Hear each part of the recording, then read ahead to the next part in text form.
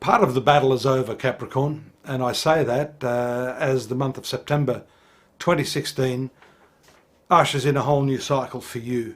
The reason I say that is because we've been talking for some months now at length about the conjunction, that very challenging and difficult Mars-Saturn conjunction in your 12th house. 12th house is the unconscious part of the horoscope of the person, yourself. It relates to the past. It relates to those things in your past that are not easily identified, they're perhaps forgotten, but they certainly from an unconscious level affect the functioning of your day-to-day life. So recently we saw that planet moving away from your ruling planet, Saturn. That can only be good, and for those of you that perhaps have had some health issues, for example, this is going to open the way for you to, enjoy better physical well-being, removal of health problems, and that type of thing. A lot of this has to do with the way we think, and thinking is dominated by two parts of the horoscope. One is the third house, which is the more conscious mind. The ninth house is the higher mind, or the spiritual mind.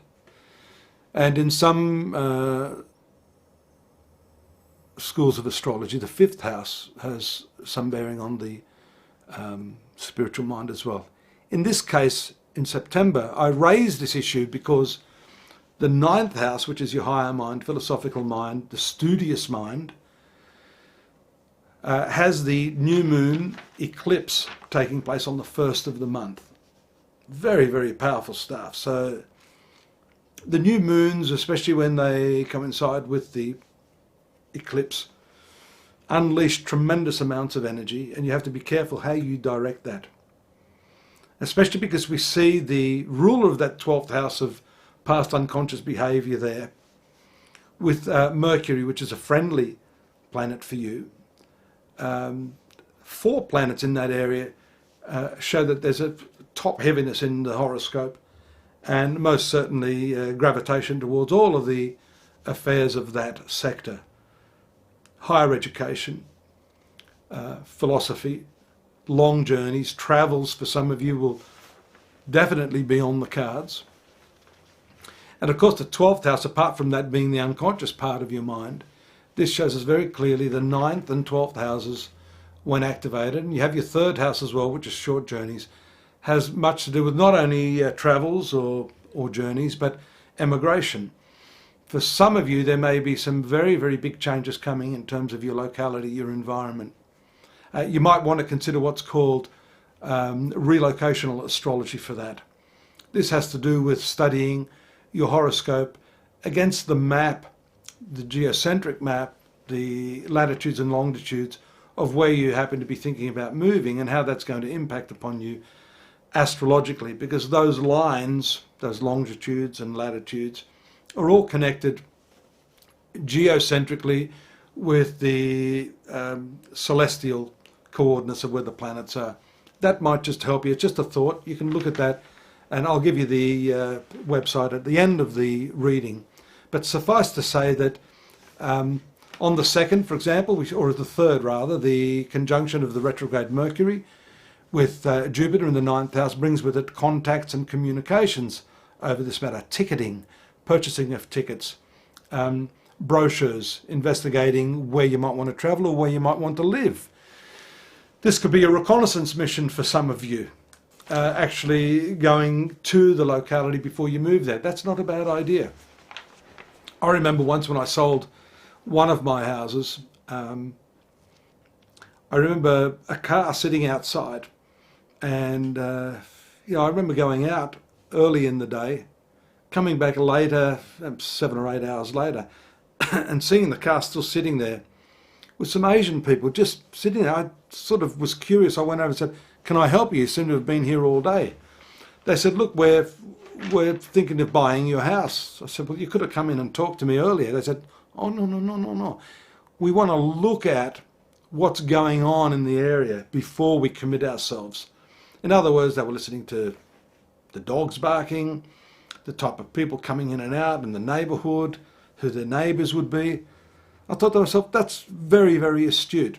And so I, relate that story more or less in terms of what's happening to you.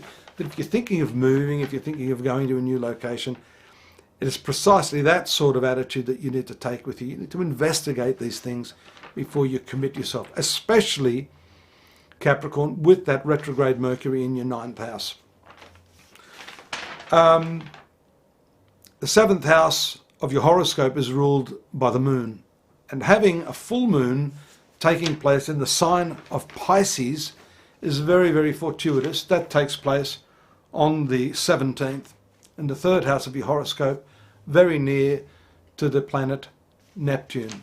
So what this indicates is opportunities for you to reconnect with the person you love. And the 3rd house, being communication, means speaking about what you're feeling to really solidify the bond between you and that other person.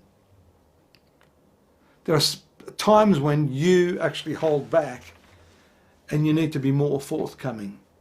That is also part of the Mars and Saturn conjunction that we're seeing, the discomfort of that combination, which gives you the opportunity, now that that conjunction has passed, to really open up and to share your feelings, and hopefully to expect them to share their feelings in a reciprocal manner. So that's all very, very good after the 17th. A couple of other points before I leave you, because this is just a brief synopsis of what's happening. The square of the Sun to Saturn on the 2nd, taking place just around the new moon, is a particularly difficult one. That passes fairly quickly, shows us some additional responsibilities, or the weight sitting on your shoulders with all of these questions of whether you want to move, whether you want to travel, whether you want to start a new study course, whether you want to even change your religion, because all of these things are covered by that 9th house of the horoscope. The forward movement of Mercury is a relief. That happens on the 22nd. That gives you the opportunity to sort of commit to those things I talked of earlier: buying your tickets, travelling, enrolling in a new course, signing a contract. All of those things are favoured by the forward motion of Mercury, that direct motion. Venus, planet of love, and also a very friendly planet relating to your love affairs, is in the opposition of Uranus on the 18th, but moves sign on the 24th to the place of friendship. So that's all nice. Some sudden friendships can arise at that time. People you haven't seen for a while can come back into the picture. So the end of the month is quite likely to be favourable for you as well. Check out more at astrology.com.au. It's going to tell you more detail about what's going on in September. And if you look at the yearly reading, you can get this in the context of where you're going and in the longer term. Look forward to your company next month. Take care. Have fun. Bye for now.